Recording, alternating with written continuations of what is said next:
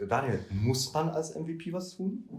Das ist nämlich ganz wichtig. Wenn du fragst, was muss ein MVP tun, dann sage ich dir gar nichts. Ja, klar. Also das ist nämlich wichtig. Man ist ja MVP geworden, weil man schon genug geleistet hat. Wenn man natürlich MVP bleiben will, ist das nochmal eine andere Geschichte. Natürlich, aber erstmal gibt es keine Verpflichtung, du unterschreibst auch nichts, wenn du MVP wirst, zu sagen, ja, ich mache das und das und das und das, sondern im Gegenteil, eigentlich ist es, wenn du es geschafft hast, enjoy your year. Ja, und die meisten MVPs machen ja sowieso weiter, weil das ja intrinsisch motivierte Leute sind.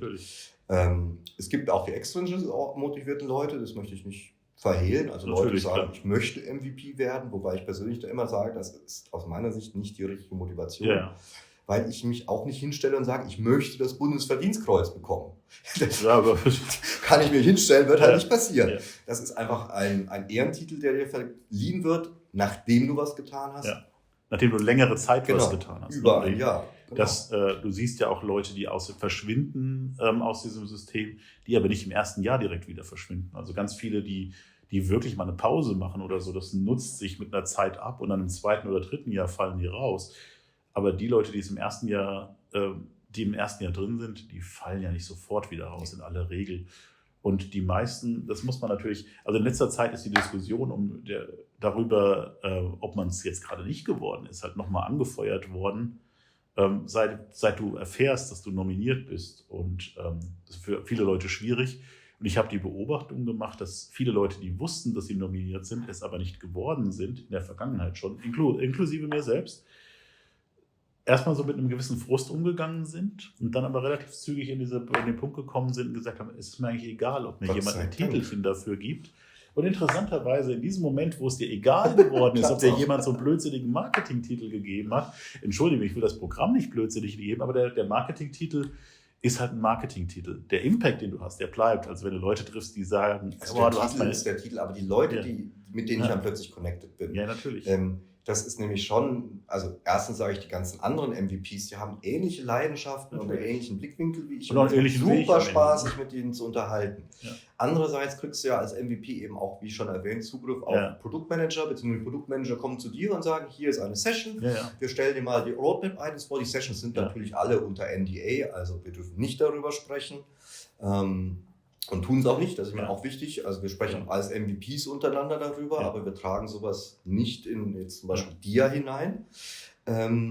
Was ja auch keinen Sinn macht, weil das sind Sachen, Roadmap-Items, weil das sind Sachen, die werden was oder sie werden nichts und sie werden vielleicht auch durch unser Feedback nichts, weil es sinnvoll ist, das anders zu machen. Also insofern kriegst du halt Connections zu eben Produktmanagern und die Leute sind, also die Guten sind ja auch über Jahre da, das heißt, du triffst ja auch in anderen Rollen immer wieder, das ist eine gute Geschichte.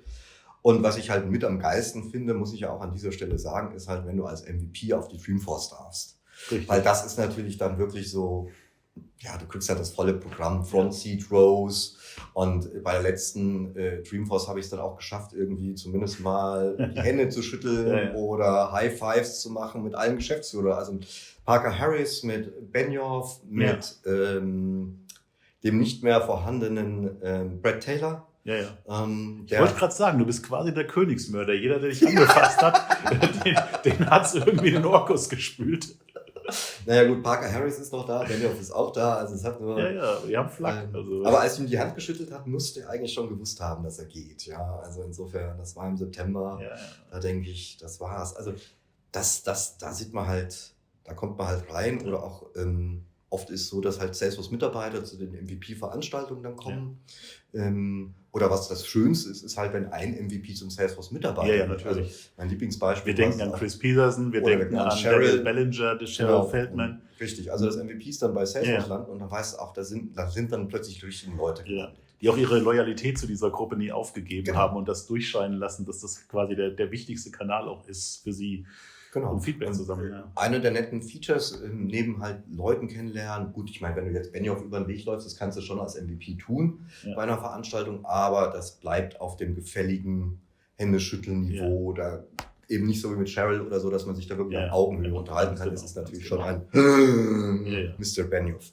Ja, aber das müsste man bei Cheryl, müsste man das machen. Also Cheryl Feldman ist die Produktmanagerin für die Profile und Permission Sets und mit weitem Abstand, glaube ich, die Produktmanagerin, die wirklich einen ganz exzellenten Zyklus von Feedback und Kommunikation und Offenheit und Ehrlichkeit präsentiert. Das ist schon eine außergewöhnliche Person. Ein Paradebeispiel für ein Quereinstieg sondergleichen. Das auch. Also wenn du dir überlegst, dass sie als, ich glaube, Friseuse angefangen hat und dann irgendwie einen ersten Salesforce-Gig bekommen hat als Admin und dann ist sie bei der Allianz gewesen plötzlich. Dann war sie bei JP Morgan plötzlich. Ja. Also wirklich ganz hochdotierte und wichtige multinationale Salesforce-Stellen. Und jetzt ist sie Produktmanagerin für einen Riesenteil der Plattform und rockt das so richtig. Also es ist wirklich so, wow.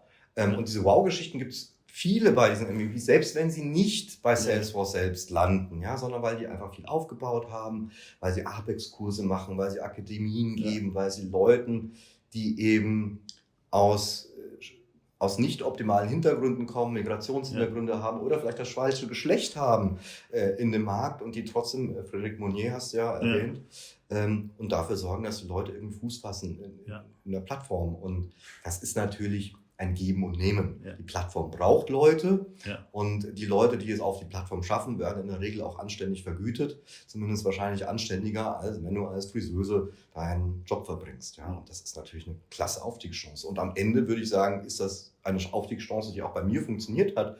Denn erinnere dich, ich habe ja Philosophie und Literatur studiert. Du hast jetzt auch nicht unbedingt einen Brotberuf studiert. Das ist richtig.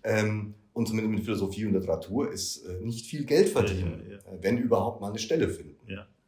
Und insofern bin ich sehr glücklich über diesen Quereinstieg in Richtung Salesforce.